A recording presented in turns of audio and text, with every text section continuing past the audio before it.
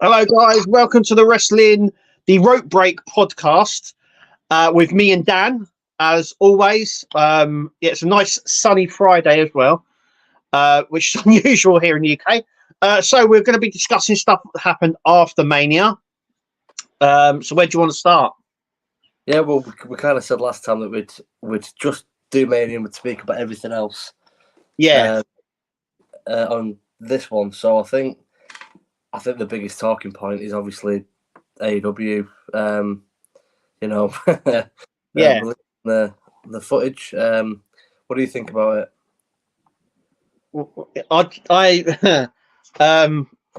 it was a moot point. It was, it was obviously in retaliation with what Punk had said in his interview, and they thought, well, just release it. But nothing in the footage disclaimed what Punk said. Punk said there were words, I choked him out, and that was it, sort of thing. But it sort of makes his argument more relevant, and it also means that the other stuff that he was saying, which other people have called him out for lying about, actually might be true. Yeah. Because obviously he said a lot of stuff in that interview, and then he said obviously the stuff about Jack Perry, and then they showed the footage, and the footage didn't discount anything that Punk said. And that footage also, I think, made AEW look a little bit petty. Yeah. It didn't pay off very well for AEW, and I still really don't know. I mean, they could have been the bigger person and just left it, just walked away, not said a fucking thing. It couldn't have gone down any worse. No. I agree. I think it's a bit like have you seen Friends? Yeah, bits of it. Well, it's a bit like there's an episode where Ross and Rachel, Rachel gets pregnant, and Ross said it was her that came onto me, and she goes, no, it was him. And anyway, they found the tape, and it proves that she came onto him, and it was so much like that. This whole episode of them arguing backwards and forwards, who came onto who, and he was just laughing about it. And I think that clip was perfect for that sort of thing, because they've gone, it was your fault, Punk, and Punk's gone, go on, play it, and they played it, and they look like the idiot.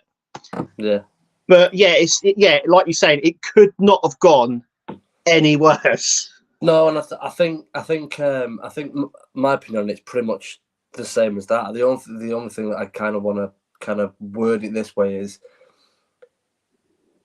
I personally don't understand what CM Punk said in that interview that I don't understand why Tony Khan took so much offense, because I've watched I've watched the whole 2-hour interview. Yeah. And there's nothing in there that it doesn't even slag AEW or Tony Khan off. It doesn't say anything bad about the company, anything. I mean, he actually says that he says that he doesn't think he's strong enough to run a wrestling company, but the reason that he gives for that is he said he's too much of a nice guy. Now, him calling him a nice guy is a compliment.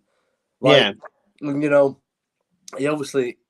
obviously gave his opinion of what happened at Wembley. I was fortunate enough to be there, and I think it's a massive credit to Punk and Joe that you could never tell, like, during the match that had happened 5 minutes earlier, which is obviously a testament to how good them two are. But I don't understand why he took offence, but for him to then go, right, Punk, you're a lying bastard, and I'm going to air the footage to show the world that you're a liar. And then we've all watched the footage and gone, well, everything that Punk said happened, we can now say happened. So it's only backed up Punk's argument. Yeah, and exactly. It backs up a lot of other stuff that he was saying as well, because he turned around and said, didn't he? He said other things like Tony Khan's not a real boss. It's not a real wrestling company. It's he's just whacking stuff together.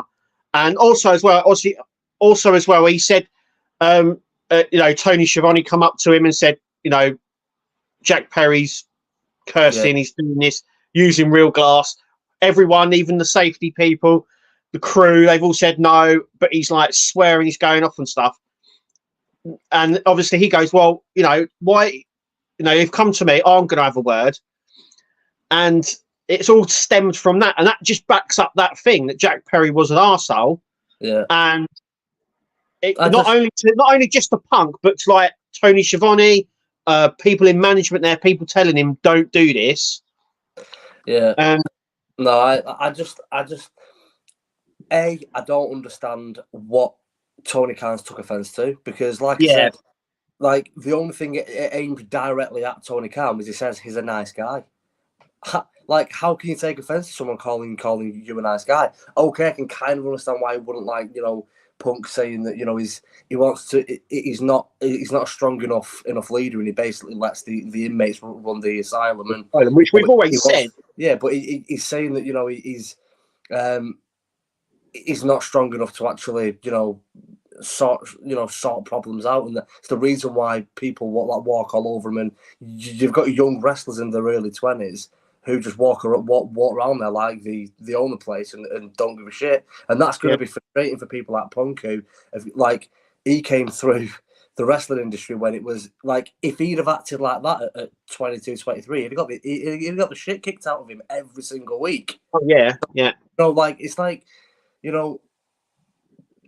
I just, but for him to then release the footage that has made us all go, well, there's nothing in that footage that shows Punk out to be a liar. But you've only aired it because you've said that he was lying. And lastly, before we move on, because I mean, it's just pathetic that they've done what they've done. But I think the final point from me is, if Tony's took offence to CM Punk calling him a nice guy, like the shit that CM Punk said about WWE and Vince McMahon and Triple H when he left WWE over a decade ago, like, have you seen them spit the dummy out? And no, they don't like bringing attention to it, which is obviously I understand a little bit why they did it. He done the interview. It was WrestleMania week. They wanted a little bit more eyes on their product, which backfired massively. Yeah, but it did work. More people did tune in. They did, yeah, but not that many.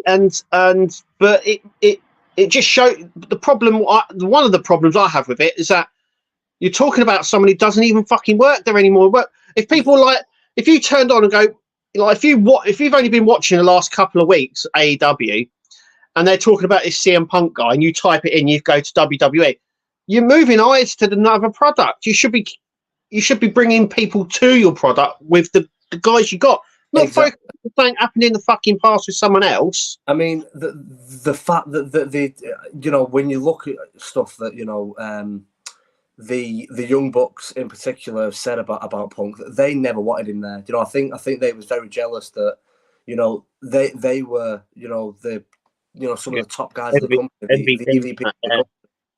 And, they've obviously felt like Punk coming in, they've gone, well, basically, I don't think they like the fact that CM Punk is a bigger star and has, a genuine fan following who, puts asses in seats, and, he sells tickets and he sells merch. And I don't think they like the fact that he was a bigger star than them. But I think, the fact that AEW have had to use, they've done nothing but slander this guy. And in my opinion, the way that Tony Khan and AEW have treated him, even while he was still at the company, is an absolute disgrace.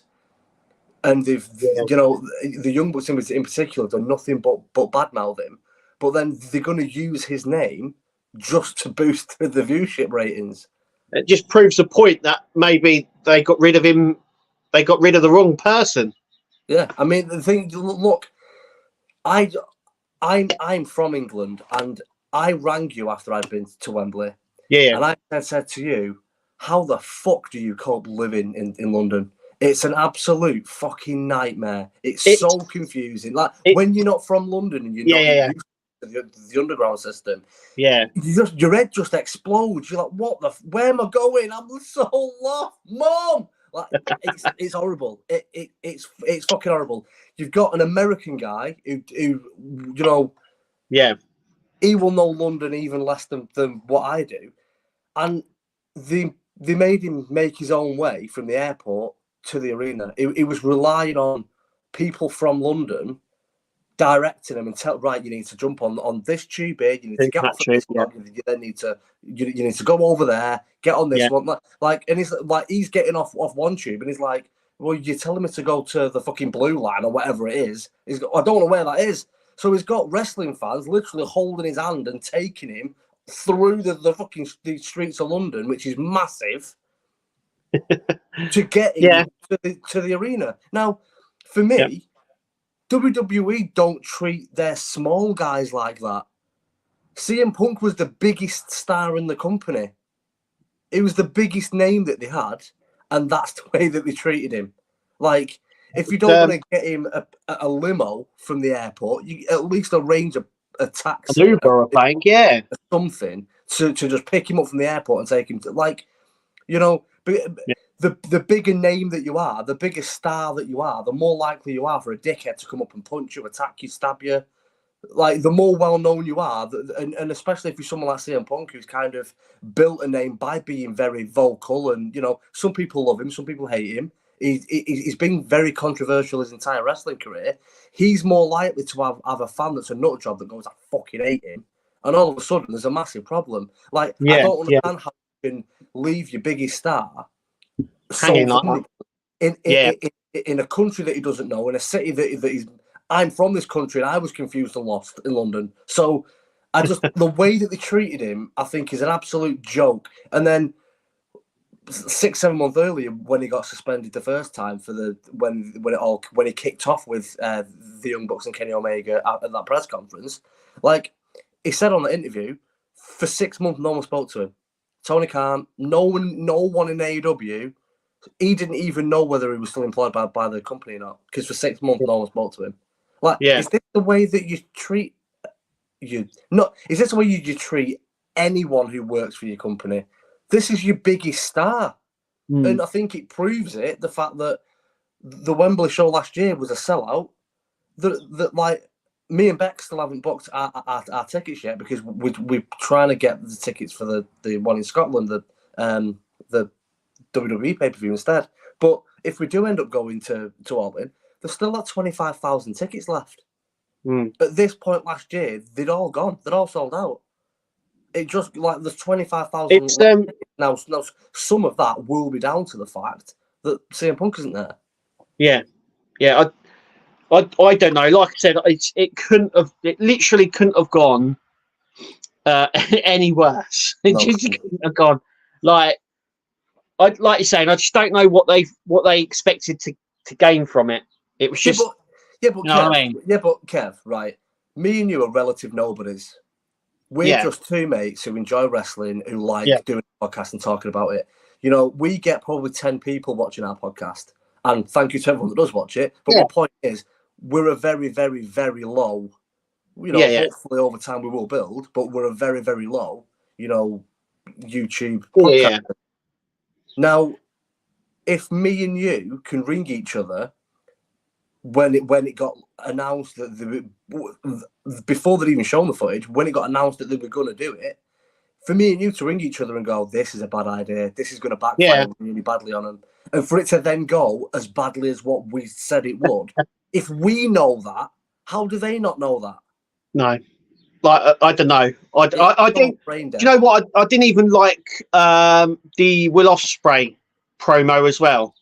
Well, apparently that wasn't his idea. Apparently, I've heard that as well. But there was no need for that. Once again, you're talking about the other guys. Keep your eyes on your own product. Stop talking about everybody else. They can't get viewership or bums in seats unless they're slagging off WWE or talking about WWE stars. They just, you know, it's that simple. It's like, you know, I've seen that many pictures on Twitter of the recent AEW Dynamite shows, and half the arena's empty. Half of the arena's empty. Yeah, it's not good. I think there was a report going around that they've tried to tell Tony stop doing the arenas and start doing smaller venues. Yeah. But he hasn't listened. So the thing is, I don't know. Obviously, his dad's making more money. It came out recently that his money's gone up from last year. It'd be interesting to see how, like, how much everything costs now. I know some people shouldn't really worry about that, but it's for me. It's quite interesting to see, if he's losing any money, and whereabouts it is and stuff like that. But at the moment, I think he's just having fun. But we said this years ago when AEW started. We'll see in 5 years' time. Yeah, what it's like. We're now at the 5-year point. Yeah, and it hasn't improved. No, in fact, I would say it's got worse than when it first started. The first, it's not, mate. Worse is like the understatement of the century. It's like the first 12 months was good, and since then it's slowly gone down. Look, from Tony Khan taking creative control off Cody and basically treating Cody like shit, it's only gone that way. It's gone it's downhill. Yeah, I don't. You got to think all the big names that they had, you had. Do you know what, mate? I really enjoyed the first 12 months. The first, yes, it was new and different, but I enjoyed a lot of the content that they put on. I was tuning in and watching Dynamite every week, and I was really enjoying it. And I think it was also down to WWE being shit at the time, because it was. WWE was like the first 2 years AEW was about. WWE was fucking dog awful. It was awful. It was awful. Yeah. And since obviously the TKO takeover and Triple H being in charge, fucking WWE has hit a new level. It's gone. And AEW just haven't picked up on that. They've just kept the same pace. And it's just chumming. It's just done. I agree. But you've got to think that they got rid of their biggest draw, their biggest merch seller, CM Punk. They've got rid of Cody. Yeah, they've done it with Cody. They've done it with William Regal as well. I was thinking, if you have fucking something like Regal on, you don't just stick him as a character coming on TV. You get him training the guys back. You get storylines made up. You use him backstage. No. And you got to think, why did he? You got to think to yourself now. If the people go, well, you're just saying this and all that. You got to think, what? Obviously, we know why CM Punk left, but why did Cody leave? The guy who effectively helped start the company up, and why did Regal leave? And lots of other ones as well. It's like Jade Cargill. Why? It doesn't. You know what I mean? You've got to start thinking something's going on there. Why are all these people fucking decided to leave? I bet there's a lot of top talents in AEW at the minute that are regretting signing such long contracts, because people like Adam Cole and John Moxley and Malachi Black, they're tied in now till 2027, and I bet they're thinking, because Malachi Black, Adam Cole, and John Moxley, like, if WWE rang them right now, I think they would want to go back, but they can't, because they obviously tied into a contract until 2027. Moxley, I'm not sure. Moxley's the only one that I'm not sure if he would want to go back. I don't think Moxley will. I don't even think Brian will either. I mean, the only thing that I would say with Moxley is Seth. Who knows what's going to happen with Seth? Because if he does, we know that him and Becky are taking some time away to rest up and heal, which I think Seth desperately needs. I hope he takes at least 2 or 3 months off to really rest up and heal and recover. But if during that time he decides to actually have the surgery done on his back, there's a chance that he might never wrestle again properly. He might never be able to, which is why he's put off the surgery for so long. Well, there's a few things going on with Seth. Like Roman now's off filming a film. I don't know if you've seen the that Roman, but he's filming a film. But in talking about like injuries now, I think Big E put a post up. He's now dating Mia Yim's sister, but also he put a status about his health, and he said, the doctors have advised him. He said he's healthy, his neck's fine, but it doesn't look like. I think the doctors have said if he takes one more knock. We've had this before though with Saraya Payne, where they've said, even Edge, one more knock and that's it. And he said that, and he wants to know and he's put, do I risk it going back into the ring or do I just not? So we don't know what's happening there. It's also worth noting as well that Sheamus put a post on about what he's been doing, because obviously there was a lot of talk about him coming back and putting on a bit of weight. And he said he did a post where he said that he would. I think he said back in January he nearly retired. Yeah. He was on the verge of retiring, and he had like acupuncture and all that onto his back and stuff like that, and he was able to return. But yeah, it's I hope Seth doesn't, he takes the sort of a bit of advice and then just goes off and recovers in time. But saying that, Becky Lynch called out Dave Meltzer basically and said that them taking time off, and she called bullshit on that. So I know that they're away at the moment, but I don't think that Becky is taking an extended leave. It depends. It depends if she gets up the duff again. Yeah. And I also have to congratulate Ruby Soho, who's just announced she's pregnant as well. So congratulations to her. Yeah. But yeah, I want to get on to really what we thought of this past Raw, because I know there was one previously, but want to keep stuff a little bit fresh. What did you think of the new tag titles? I like them, but I know a lot. I know a lot don't. I'm not sold on them yet. Do you know what would be? I think it's the red on them because they're the Raw tag titles. Like where it says World Tag Champions, that bit, the writing on it, there's like a red background behind it. I think if it was just all gold, that'd look better. Yeah, I don't know. I just didn't like. I don't know why. Maybe because they've gone for. It's weird because they've done all the world titles, but they all look very, very similar. Yeah. And I'm like, well, change it up a bit. If you're calling it a world title, that's fine, but give it some different ability, because it looks very much like the world. I know what they've gone for. They've gone for that design, and it's very like the same technique sort of thing. It probably will grow on me in time, just like the Intercontinental did when that was first revealed. I didn't like that. Yeah. But I'm sure. But that's just because the old Intercontinental title was so iconic looking with the white strap, and it was Cody one. Yeah, he brought it back, but yeah, I don't know. It will grow on me, but I don't know, that segment that they did, I didn't really like. I don't know about you. It's probably the first time that I thought that didn't go down very well. The R-Truth and Miz one.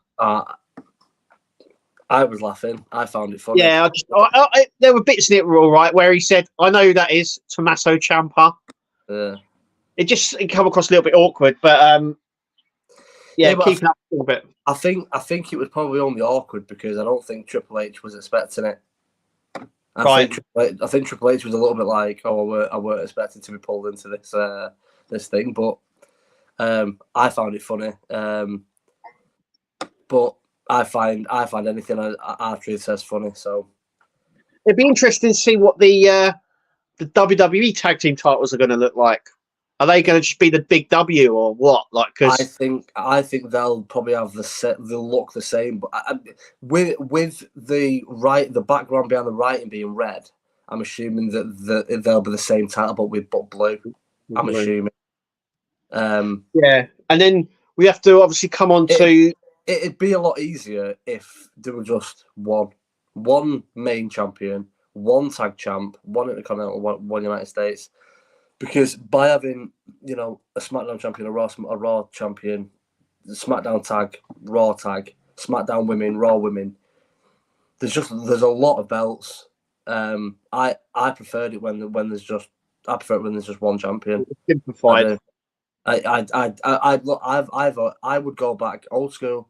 If I was Triple H, the draft starts next Friday. Yeah. I would surprise everyone and just Triple H come out to start draft and go, oh, by the way, this draft thing isn't happening because it's just going to be everyone can turn up on any show. There's going to be no one assigned to any show. And because they're already selling out, if they make a play on it and Triple H says live on air, every show is going to be a surprise. We're not going to announce anything. So if you want to find out who's going to be there, what the matches are going to be. You're gonna have to turn up in person. Like WWE's that hot at the minute. They don't need to be announcing what matches are going to be happening next week because they're already selling out. Yeah. So I think now, while they're so hot, is the perfect time to just go.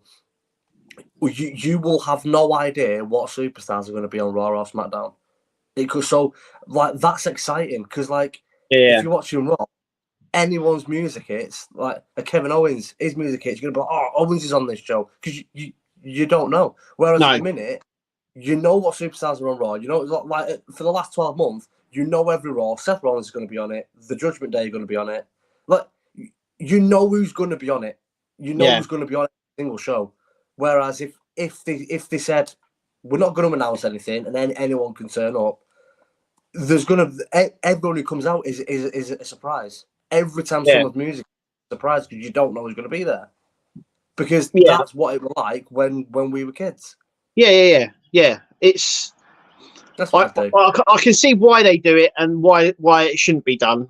It is what it is. But yeah, I want to get on to obviously the start of Raw, where Rhea had to relinquish the women's world title. What do you think of that? What's the thoughts on that one? Heal quickly, mammy. Do you know what, mate? I just I was getting so wound up. Like I was so glad that I was right when they announced. Like the amount of people that were going, "This is bullshit. This is sexist. They've only took the belt off her because she's a woman. Roman was injured and he kept the belt. Seth was injured, he kept the belt. It's because she's a woman. No, it's because she's out for 7 fucking months. Yeah, she's out for a long time. Like Seth missed 6 weeks, 5 or 6 weeks, and then he was back. I think Roman missed 2.5, maybe 3 months. But you're not going to end a historic title reign. When I think Roman didn't have a match for about 2.5 months, but that's not that bad. He's an attraction anyway. He only wrestles when it's a big attraction anyway. Yeah. Same with when Brock was champion. But the amount of people that was, it's fucking sexist. It's because she's a woman. No, it's because she's out for 7 months. Yeah, I mean Seth's injury wasn't severe enough for him to be out for long periods. And he was still able to go in the ring and do his promos and be there. And I think with Rhea, she needs the recovery. She needs a surgery. Surgery, yeah. So it's like they were obviously planning on Punk. Punk was supposed to win the Elimination Chamber and then challenge Seth for the title at Mania and win Mania. That changed because he got injured. Now, if CM Punk, if his injury was only going to be 6 weeks, they wouldn't have changed the plans. If Rhea Ripley's injury would have been right, you're not going to be able to wrestle for about 2 months. They'd have kept the belt with her. They would have done, yeah. Could have just been doing promos. Should have been coming out cutting promos. Like they wouldn't have even had to announce that she had an injury because she's that good and she's beat everyone. She could they could have waited 2 months. They could have started her coming out and not wrestling, and she could be saying in the promos, "By the way, I'm not wrestling because who have you got left to challenge me? I've beat everyone." And you just wait until she's fit, and then you get her involved in a storyline for a fight. But if she was out for a couple of months, they'd have kept the belt with her. But you can't keep the belt with her when she's going to be out for 7 months. You can't do it. If Roman or Seth's injury would have kept them out for 7 months, they'd have took the belt off them. Yeah. Got nothing to do with her being a woman. Yeah, of course it's not. It's due to the length of time she's got to be out. Yeah. I expect she'll recover quickly. She may be back before the end of the year, but we're probably looking Royal Rumble time. It's probably the best way to introduce her back at the Rumble. I mean, that's longer. She's away, but they need to sort of place her and fit her in. And I think that would be quite a good way of introducing her back at the Rumble. Do you know what? I think Survival Series. I think she's going to get a monumental pop when she comes back. But her injury, some people are saying that Liv attacking her was where she injured her shoulder. No. Some are saying she injured it in her Mania match, and then others are saying that she was actually injured a few weeks before the Mania match. No, I don't think anyone really knows.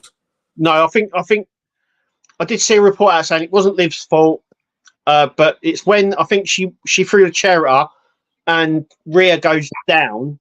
As she goes down, I think that's where she hurts her shoulder.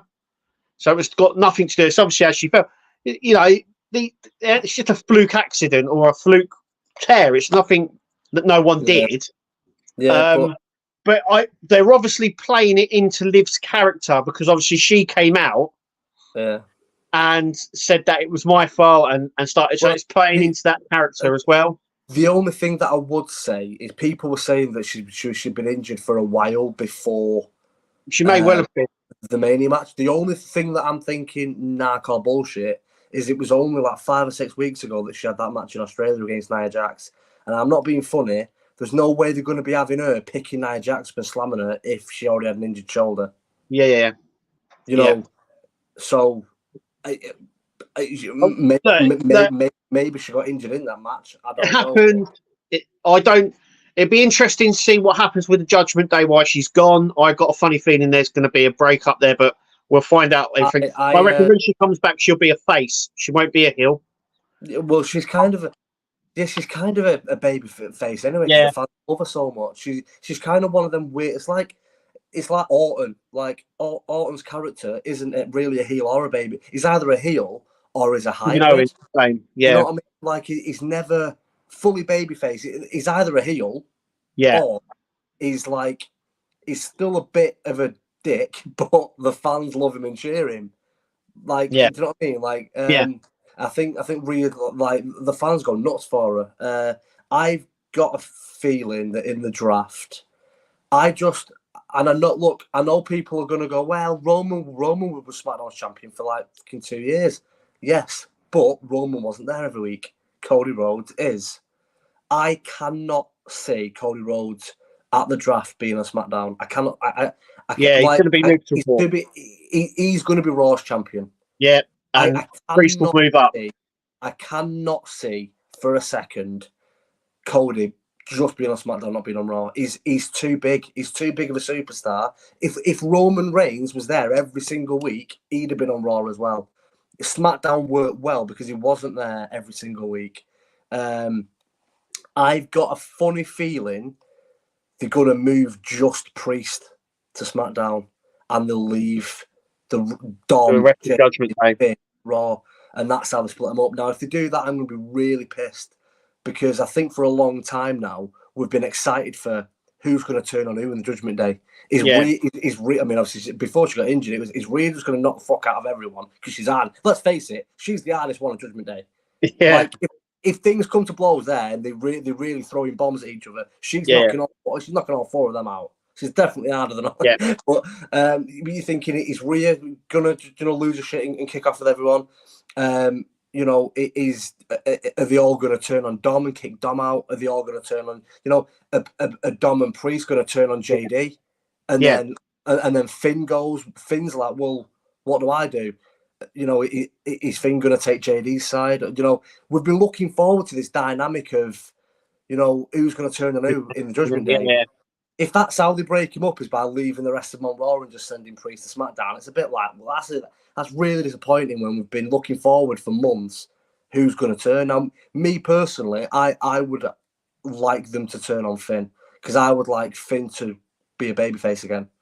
It would be interesting to see how they if they draft the teams as one like they have done previously, unless they say everyone's. I mean, they can split them up, but I think with the amount of factions they've got obviously the Street Profits with Bobby Lashley. You've got the Final Testament as well, and you've got loads of other teams. And I'm just wondering whether if they draft, say, the Viking Raiders.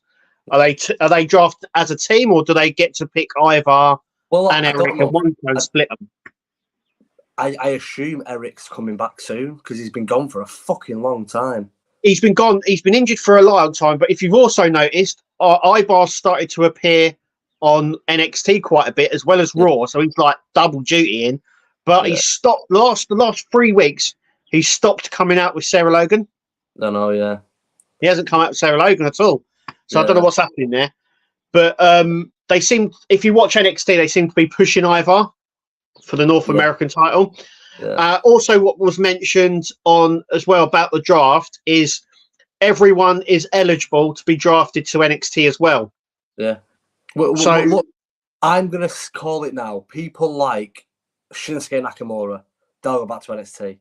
You know, I think there will be a lot of big names that you'll think, okay, like, do you remember a few years ago where Finn had, rest in peace, Bray Wyatt, but Finn had that match at Mania against the Fiend's first ever match. And then he went away for about 3 months. He needed a break. He went and got married. And when he came back, he returned on NXT. And everyone was like, "Okay, now Finn Balor on NXT. That's a big but so it does happen." Yeah, because I saw a report saying there's going to be quite a lot of big names, basically big names that aren't being used. I won't be surprised if people like Ricochet and stuff go back to NXT for a little bit. Yeah, you know? I think there was a report coming out that they said everyone's eligible, including NXT. So you could have, for argument's sake, you could have Cody Rhodes drafted to NXT. But he also said that it works both ways because apparently they want to put more emphasis on NXT being the third brand. Which is what I'm saying, which is why, because I think now Triple H is fully in charge, NXT is obviously his baby, and his best mate's running it. Yeah. I think NXT is going to become a proper third brand where big stars being on NXT isn't seen as a step down. So if if a Seth Rollins or a Cody Rhodes is on NXT, it's not seen as a relegation. No, you know, it's a proper third brand. I think that's probably where they will eventually get to, because there's too much talent. If you look at a lot of them on NXT, it's like I don't know, Ilya Dragunov, for example. Ilya Dragunov's obviously not as big of a name or as well known as your Seth Rollins and your Cody Rhodes is, but he's probably as good as him in the ring. Oh yeah, if not better. So and you got Cora Jade as well. They both, strangely enough, they both had a match the week after the Monday after WrestleMania. You had Elioff had a match, and you had Cora Jade as well. You mean Roxanne Perez? Roxanne. And it was it was just weird that they both came out on a Raw, and it kind of to me that says that they're getting ready for them to be called up Raw or SmackDown. Yeah. In the draft. Yeah. But I could see Carmelo and Trick being moved up. Yeah, maybe Tony D'Angelo as well. Chase U. I probably wouldn't bring Roxanne Perez up if they're going to keep her as a heel, because I just don't think she's like obviously Cora Jade is her best mate, but she's tore her ACL and she's going to be out for another 6 months probably. Yeah. But Cora Jade's a very, very good heel. She's good at playing a heel. I don't think Roxanne is, and that's not a knock on her. I mean, she's not been used as much as I thought she would when she came back. But if you look at someone like a Naomi, who's, in my opinion, one of the best female wrestlers that they've got in terms of in-ring ability, Naomi's up there with one of the best in-ring wrestlers that they've actually got for the women. And yet, she openly admits that she can't do heel. She just can't do it. Yeah. That's not, it's not a criticism on Roxanne. I just don't think she's got that in her. She's obviously too nice. And you can see she's too nice. So like when she's trying to be a heel and be nasty, it doesn't come naturally to her. Yeah. Yeah. Whereas it helped Randy when Randy was younger to be a heel, because he was a bit of a cunt anyway, and he admitted that himself when he was younger. He was a little shit, wasn't he? So he was. He even admitted that as well. That's why they dropped. That's why he won the belt off of Benoit originally, and then he dropped the belt like a month later, and then that was the reason why, because he said that he went to his head and he was a bit of a dick with it all.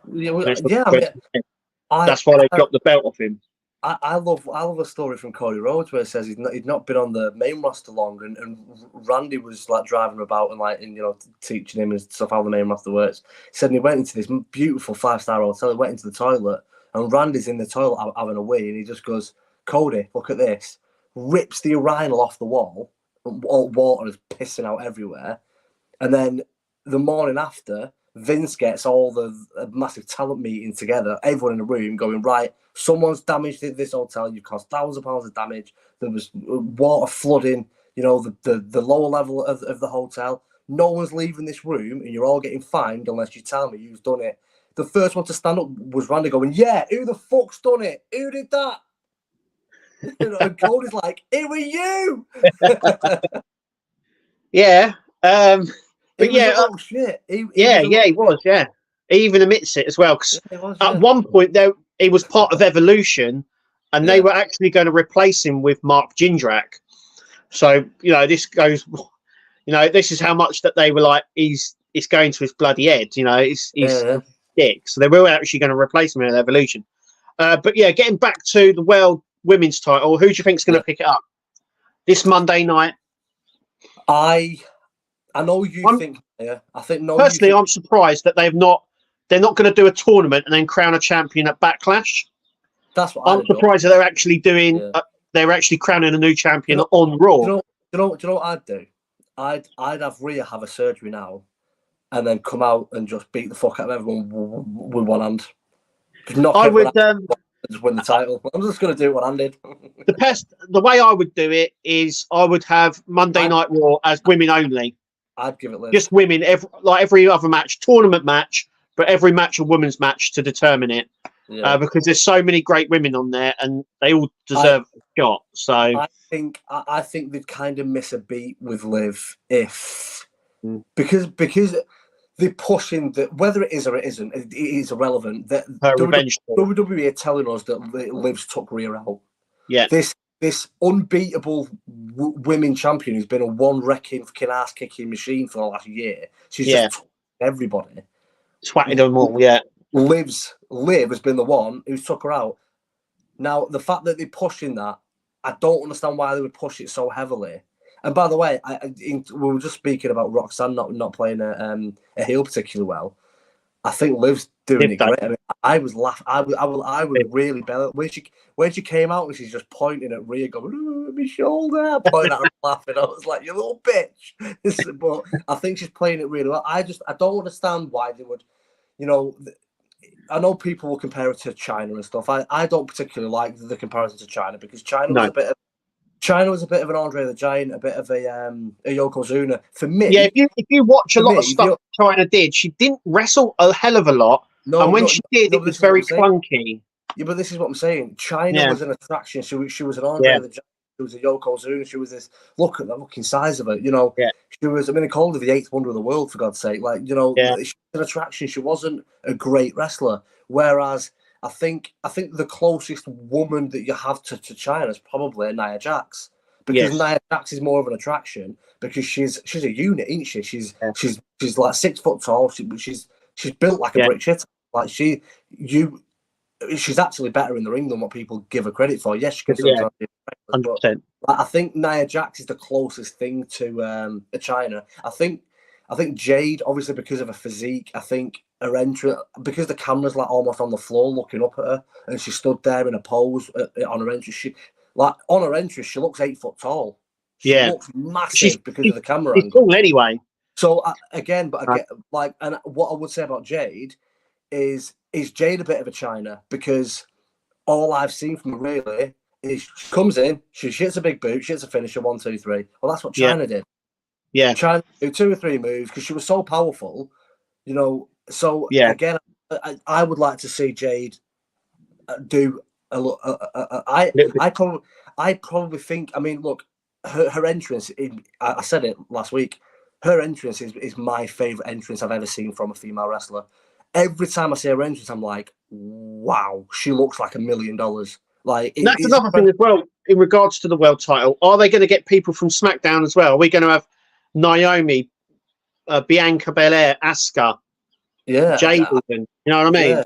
Yeah. They haven't really said much. They've just said a new world champion, women's champion will be crowned on Monday, but they haven't said who's going to be in it, what it's going to be. Is it going to be a battle royale?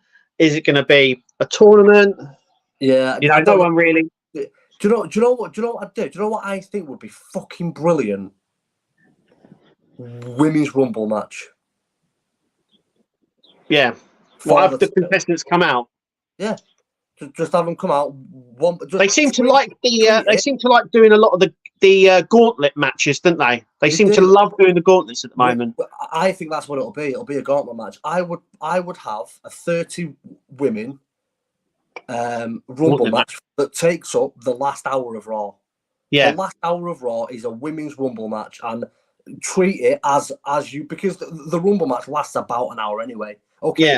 It might be about an hour and 10 minutes in total, but it's around, like, you could make the Rumble match an hour. Yeah.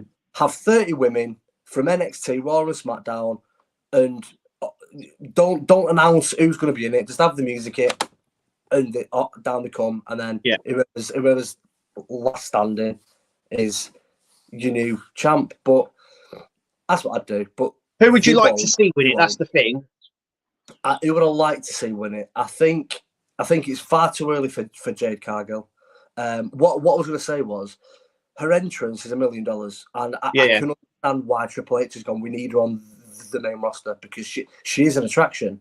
But I think for her wrestling career, she needs to be on NXT. Probably would have been best for her to be on NXT. She needs to, because we haven't seen her actually wrestle. She literally hits a big boot and a finisher. That's it. That's all she does. Like, we need to actually see the woman wrestle.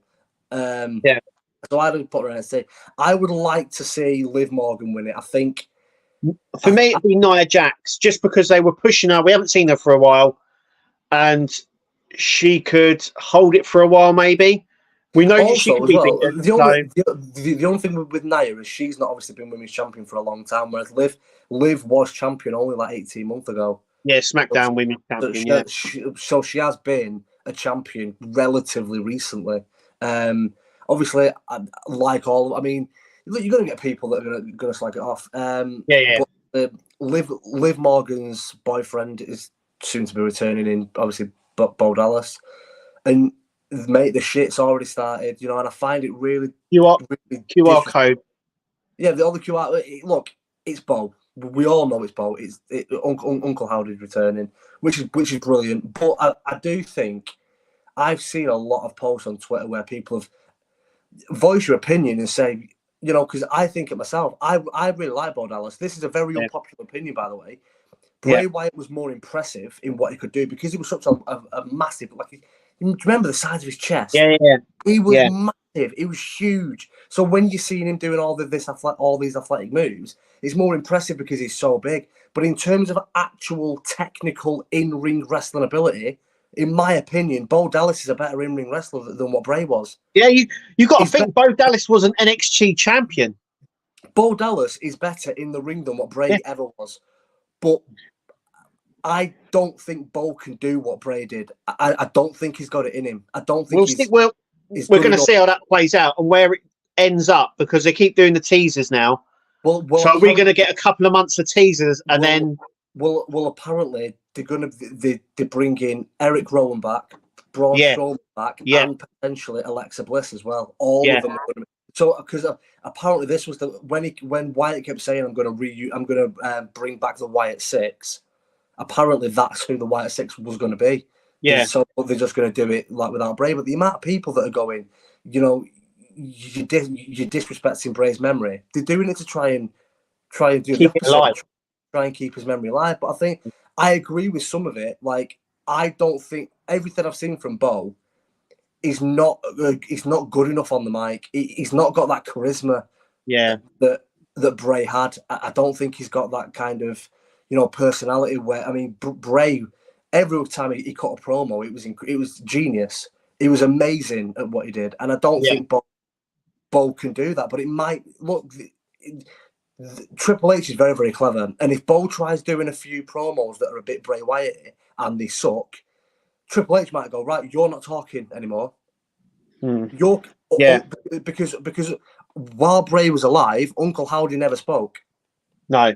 So they could just go, right, your Uncle Howdy, you don't. So they need someone to talk. So maybe that's why they're bringing in Strowman and Eric. I mean, I think if they want someone that's good on the mic who can talk, do you remember how good Alexa was when she was with Bray? Yeah. Alexa is actually pretty good on the mic, so maybe. Yeah. You know, I just want to bring up one last thing before we go, because we're going to cut it a bit short. What did you think of Chad Gable heel turn? Good. I kind of seen it coming. I think lots of people called it beforehand on Twitter, and they've been calling it for weeks. We could see it coming. Yeah. The great thing as well is that the Creed brothers have also said we are down for this, and they put a picture of Team Angle. So the Creeds look like they're on board with the heel turn as well, which is good. The only problem with it is what happens with Maxine and Otis. Well, it's the draft, so yeah, they get drafted. So Otis and Maxine get drafted to NXT. Look, and I mean, do you not think it's a little bit fucking unfair though? I think it's a little bit unfair. Like, really, you're gonna stick Gable and the Creed brother? Who the fuck's beating them three? If you're being realistic. Well, it's worth noting. They're amazing, the three of them. Yeah, of course they are. It's worth noting that they're obviously in the UK at the moment, and there was a match in Birmingham. The main event in Birmingham yesterday was a fatal four-way intercontinental match with Gunther, Chad Gable, obviously Sami Zayn, and Finn Balor. Yeah. So, someone said that it was probably the best match they've ever seen, and they said, we're gonna have to get this on Raw or a main event or something, because it was fucking off the chain. I mean, look, just let me hone down on my point a little bit before we go. That is unfair. Like, sticking them three together is unfair on everyone else, because like the three of them are just absolutely fucking unbelievable. Yeah. Like the Creed brothers are obviously brilliant. Chad Gable won Olympic bronze medal at the London 2012 Olympics. Brutus and Julian got basically begged to be on the American Olympic team, and they said no, because we're going trying out for WWE. That's where the passion was. But both of them got asked to join the American Olympic wrestling team, but they didn't want to do it. They wanted to go to WWE because that's what they would rather do. But that Brutus, the rounder one, the musclier one, he had a really good wrestling record, NWA. Collegiate wrestling. But that Julius, his wrestling record's almost as good as what Brock Lesnar's college wrestling record is. was. It's like, but I mean, I'm straight, but I'm a little bit obsessed with that Julius Creed. Every time I see him wrestle, I'm like, this guy is absolutely fucking outrageous. Like, I know it was only Gargano, and Gargano was quite light, but when they had the Fatal 4-Way match a few weeks ago, he lifted him up he had Ciampa on one arm, so he's holding Ciampa with his left arm, and he just scoops Gargano up with his right arm, lifts him onto his shoulder, and powerbombs him. And I'm like, how the fuck? Because he doesn't even look that big. Like, I love their tag team move as well, where he turns into a ball and hits him in midair. I love that move. I mean, I did watch a fair bit of him on NXT, and do you know what's they were good. On NXT, I think Brutus was the one that impressed me the most. I think so big, and it was more impressive stuff that they were doing. But since they come up to the main roster, it's completely flipped. And some of the stuff that I've seen that Julius do, I just think this guy's unbelievable. And I mean, to be fair, sticking him with Chad Gable, but if I'm being real here, like, who's beating them three in a match? No. Realistically, no one. No, realistically, no one, because they're so good. They're so technical. But I can see the feud now with Sammy and Chad now going off. I could probably see Chad beating him. Yeah, I think Chad will and going off. That would be like a good thing for him to be doing. But we'll have to wrap it up there. Yeah. And say thank you guys for watching, listening. Make sure you click like, subscribe, and all that sort of stuff. Yeah. But we'll be back next time, so next Friday, hopefully. Yeah. And all I've got to say is I've been Kev. I've been Dan. See you next time, guys. See you next time, guys. See you later.